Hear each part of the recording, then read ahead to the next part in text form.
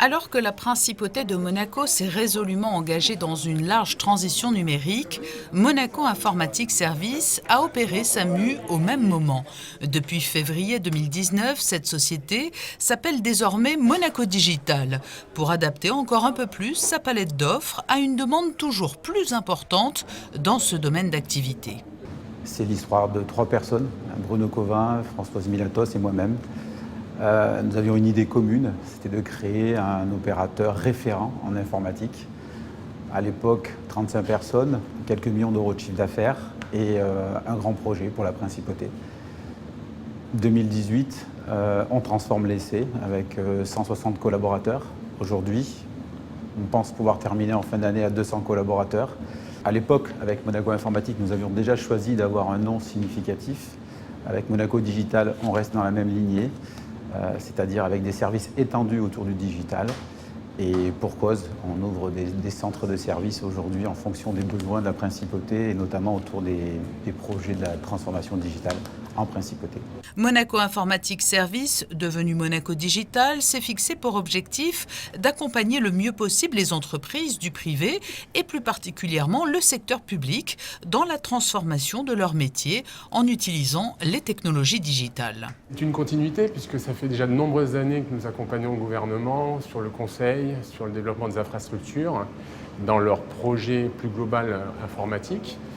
Et avec l'arrivée de Frédéric Genta, qui a initié un petit peu cette stratégie et le chemin qu'a pris la principauté vers la transition numérique, nous avons nous-mêmes effectué cette transformation dans nos équipes, dans nos offres, dans notre démarche, en créant des centres de services spécialisés sur l'accompagnement de transformation digitale, sur aujourd'hui aussi l'accompagnement des équipes sur les nouveaux usages, et en prenant en charge un certain nombre de délégations de services comme le centre de support, la délégation du centre de support, la factory de dev et demain le cloud souverain. La formation et l'accompagnement se font aussi bien en interne dans les entreprises demandeuses que dans le campus, ce bel espace installé au sein des locaux de Monaco Digital dans le quartier de Fontvieille.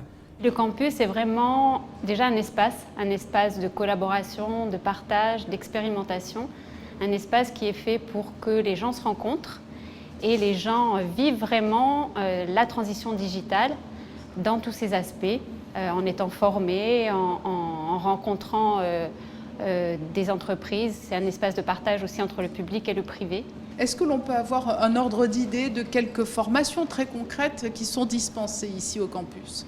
Oui, alors nous avons depuis quelques mois dispensé un grand nombre de formations pour le gouvernement, des formations liées à la mobilité, puisque tous les agents de l'État ont été équipés de nouveaux postes de travail avec des nouvelles fonctionnalités. Donc on les a formés sur l'utilisation de ces nouveaux postes, mais aussi en mettant l'accent sur tout ce qui pouvait être nouveau dans la manière de l'utiliser, dans la manière de faire évoluer les manières de travailler avec ces nouveaux postes. Et puis avec la méthode qui est celle du campus, c'est-à-dire en favorisant l'aspect ludique, l'aspect expérimental, en essayant de donner du dynamisme et de l'attractivité à ces formations. Ce campus est la parfaite illustration de la dynamique qui anime aujourd'hui la principauté et Monaco Digital est ainsi devenu l'acteur incontournable pour faire de la transition numérique une réussite partagée par le plus grand nombre.